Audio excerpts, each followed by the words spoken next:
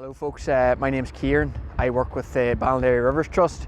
We're running the EIP project, Win-Win Solutions for Water-Friendly Farming. So basically we're looking at nature management systems to treat dirty water from farms, to leave it clean to our side, but then we're also looking at using that dirty water and the nutrients within that dirty water to grow a crop that in some way will benefit the farm in terms of profitability and helping the environment.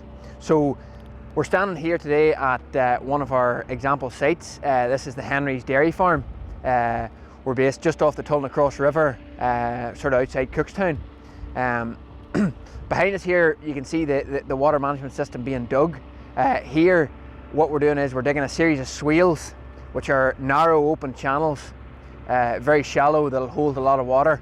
The banks will then be planted up with nutrient hungry plants that we can then harvest, and at the bottom of the system the water will spill into a willow area, which will then further denutrify the water and clean it at the end of the system.